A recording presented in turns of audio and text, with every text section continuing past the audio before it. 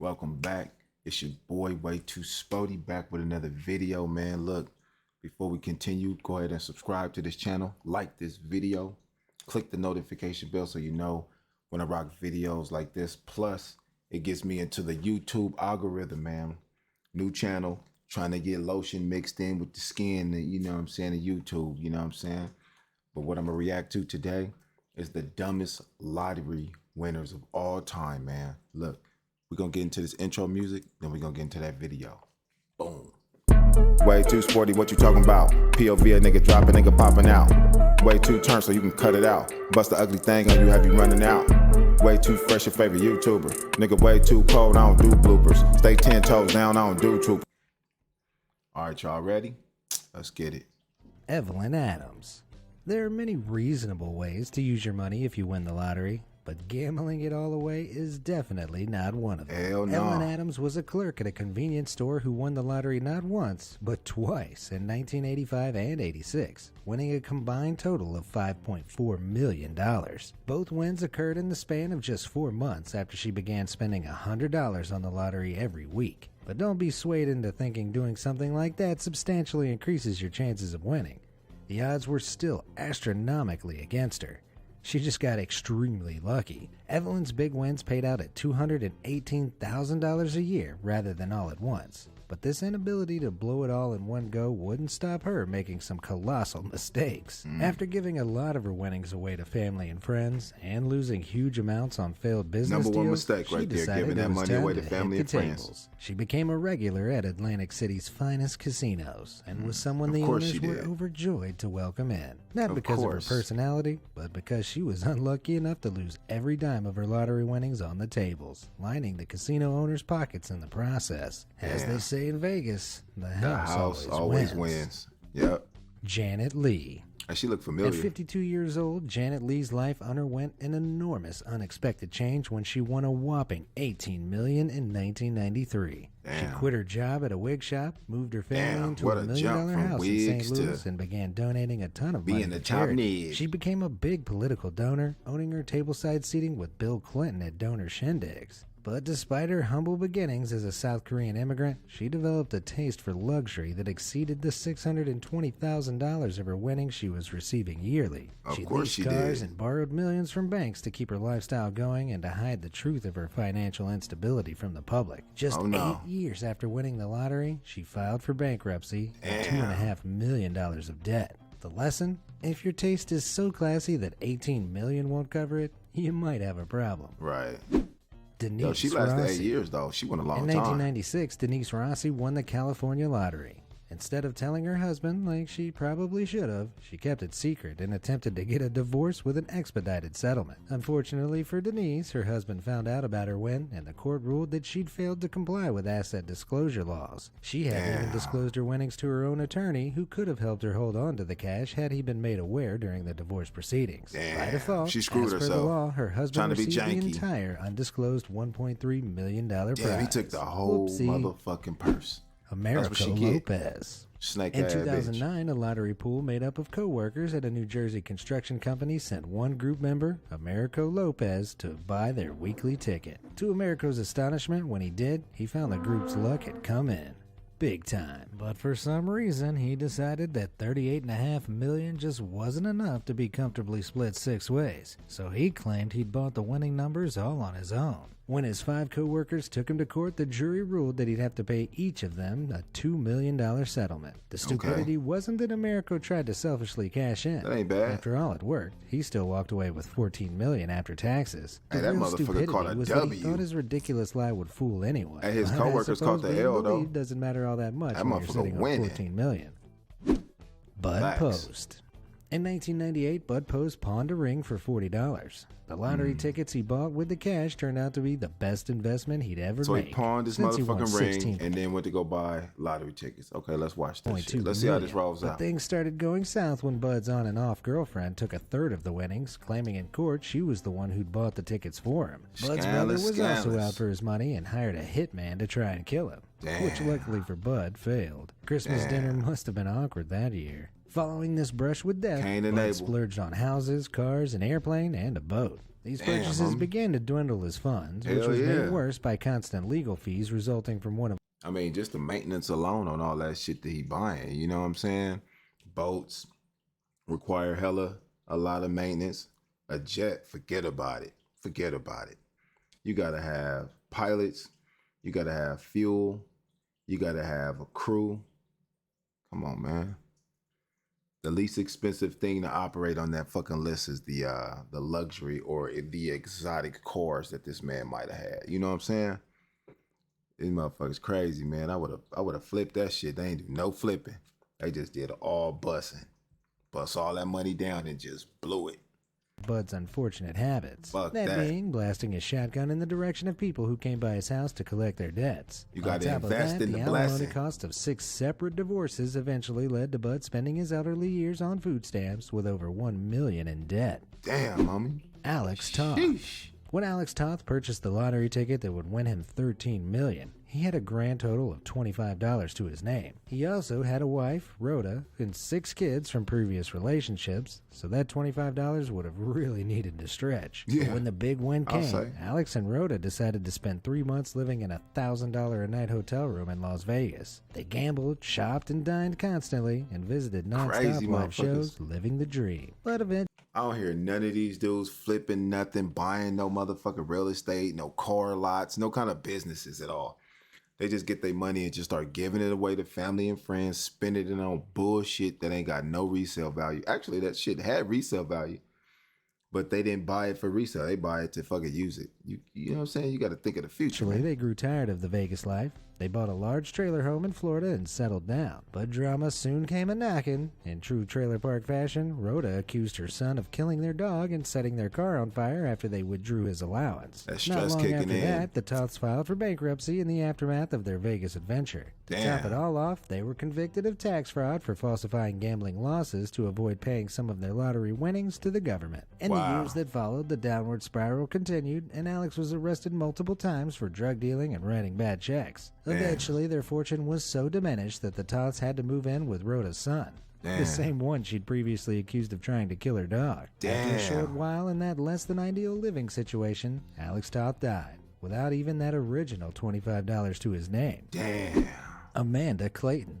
Amanda Clayton won $1 million in the lottery in Look at that big-ass 2011, smile, which though. might seem humble compared to other lottery winners. Yeah. But for a single mom without a She job, got that living money on the light welfare, side, $1 you know million what I'm can go a very long way. A That very being long said, way. people In the who right win $1 million hands. don't usually have much reason to continue claiming welfare. Amanda saw things differently, though, and continued to collect $200 every month in the form of government food assistance checks. You already know she a city girl. She got $1 million, and instead of getting off welfare or GR or EBT or whatever the fuck they calling it, she stayed getting all the little, you know what I'm saying, government assistance. That's crazy.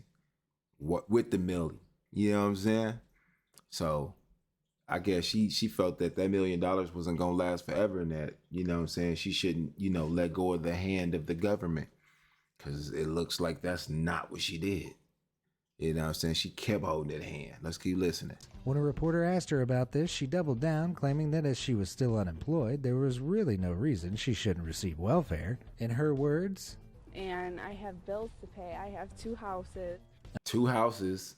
You better be glad you ain't on Section 8 or no shit. That would have killed her, Section 8 right there. 2 houses. Da-da-da-da-da. She should have kept that to herself. People so quick to brag out loud and talk about the shit that they shouldn't be talking about, get caught up. Once you lay the plan down, it's going to be harder to be smooth later, man. unsurprisingly, the local families who really did need welfare didn't share her viewpoint, and public outrage ensued. In the aftermath, Amanda was arrested and charged with welfare fraud, and just a year after winning, died of a Damn. drug overdose. Yeah, I guess it goes she to did. show All that coke, recklessness and greed meth, are a whatever the dangerous fuck mix. they be doing. David Lee Edwards.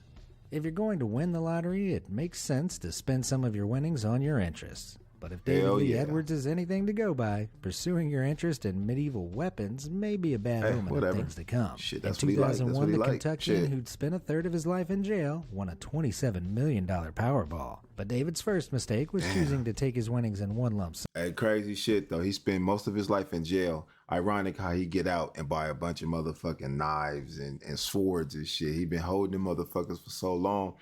He ain't used a gun in like half his life, so all he knows is like shanks, and that's what he was into. Let's check this shit out. This shit crazy already. This always means a lower total and, of course, more opportunities for disastrous spending choices. David bought 2 homes right off the bat, one for $1.6 million and another for $600,000. Not Didn't bad. stop there. Far from it.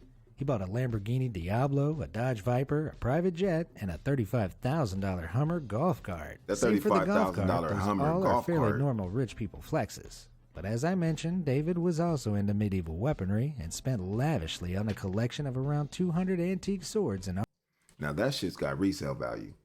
Those antique swords or weapons and shit, that shit he getting right there, whatever the fuck that shit is. I know for a fact that shit got some good resale value. He can get that shit in the hands of somebody in a museum, some of these high-end collectors and shit internationally. I know they got some in the UK and London and shit like that. eBay. Nigga, he could have been making a killing. I don't remember what year this dude won his earnings, but this shit right here, what we looking at right here, boys, he could definitely, that's definitely like millions of dollars worth of medieval shit in, you know what I'm saying, if he sell it right. armor sets. But no amount of antique, sharpened steel could save David from his other relentless appetite. With that. Drugs, which drained his bank as well as his health. Just 5 years after buying his winning ticket, he was broke, living in a storage unit. Soon after that, he died, leaving nothing behind for his daughter, who he'd promised to provide a great... Yo, the last 3 people, man, died of a drug overdose or drug-related death. And so it looks like, you know what I'm saying, these motherfuckers on here had addiction problems before they even won the lottery. So when they got all that loot, oh yeah, they dope dealer was happy. Mad when they died. Believe that shit. I guarantee you they bought their dope dealer a brand new BMW and a couple of houses. Spend all that money. I mean, enough money to spend on drugs to where you die. Nigga, they was blowing bags. by 4. So if you win big and want to do your family proud, avoid swords, shields, and syringes. Damn. Martin Todd. He was on that heroin Englishman shit. Martin Smack. Todd bought a lotto ticket in 2000, but totally forgot about it until months later when he tuned into the TV lottery. The lottery Goofy runners ass were appealing motherfucker. to the winning ticket holder from weeks prior to come forward.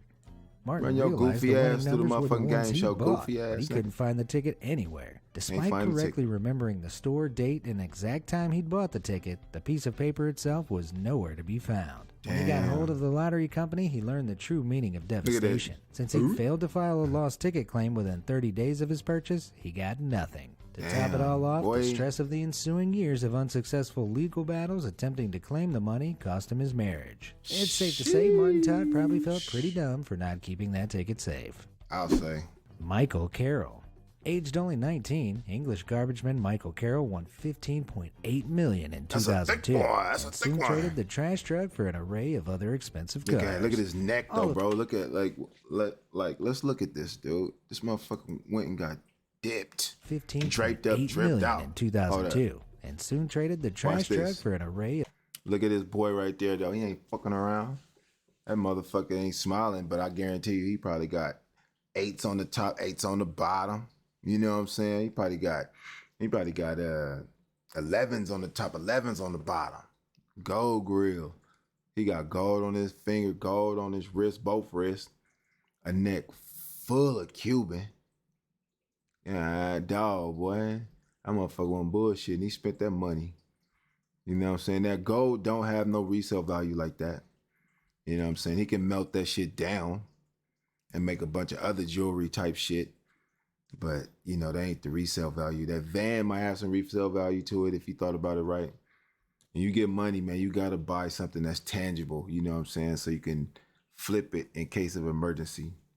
You have some actual asset to actually flip so you can, you know, take care of that debt. Hey, but look, I'm going to stop all that credit talk and I'm going to get into this video.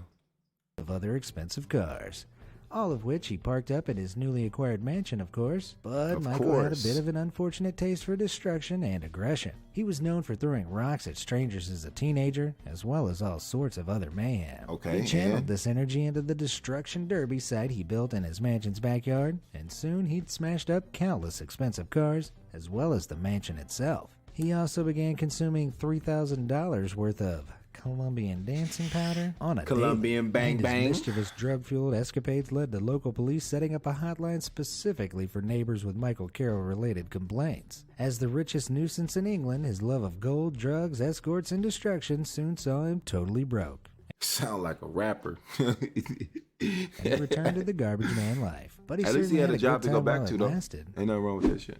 Andrew Jackson Whitaker Jr. Andrew He may Jackson. share half a name with a former president. Right. But that's about as far as anything resembling about it. presidential wisdom went for Andrew Jackson Whitaker Jr. The West Virginian won an unbelievable Damn. $314 million in 2002. How do you and had an fuck odd that habit of off, keeping dog? I don't massive get it. chunks of it in cash form. Because big of old this, stack of fake money right there. $545,000 that he kept in his I don't know how car you was fucked that stolen off, in a bro. single break-in. More Goofy lumps of cash motherfucker. were taken in similar that. circumstances, Of course. but the biggest losses of all revolved around a very familiar type of play.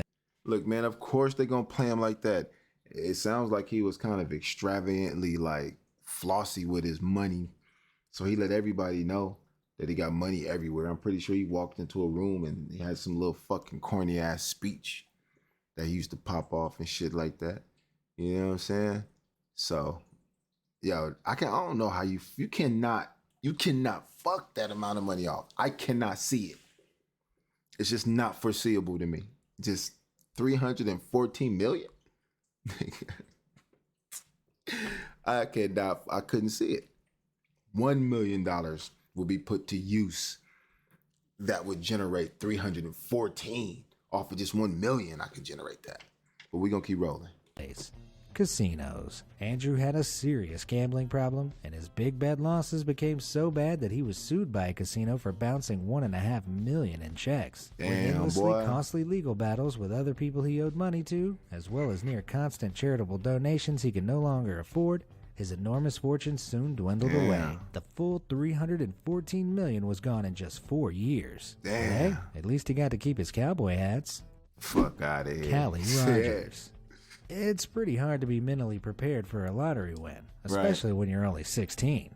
But after winning $3 million in 2003, 16-year-old Callie Rogers insisted she'd spend it wisely. Over the following years, however, she bought 4 houses, a bunch of cars, and had multiple expensive boob jobs and other cosmetic surgeries. She also She's got into the 16, habit man. of What do buying you gifts expect in the out of form her? of cars for whoever her boyfriend was at the time. Like other winners with a lack of guidance, she developed an unfortunate habit for the, white powdered variety of things, which proved both expensive and unconducive to logical decision-making. Now she's burnt through enough of her winnings that she has to work as a cleaner to provide for her kids. Look at her. That said, she claims that now, for the first time, she feels like she has everything she needs. That may be... That's cat.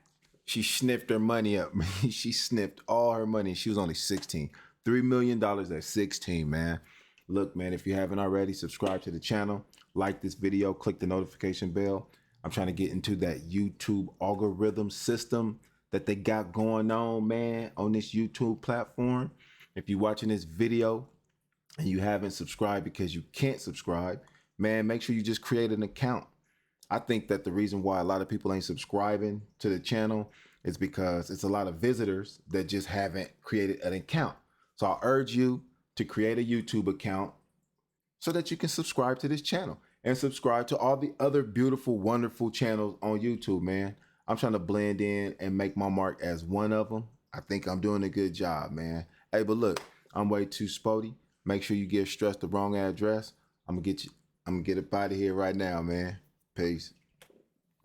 Way too sporty, what you talking about? POV, a nigga dropping, nigga popping out. Way too turn so you can cut it out. Bust the ugly thing on you, have you running out. Way too fresh, your favorite YouTuber. Nigga way too cold, I don't do bloopers. Stay 10 toes down, I don't do troopers.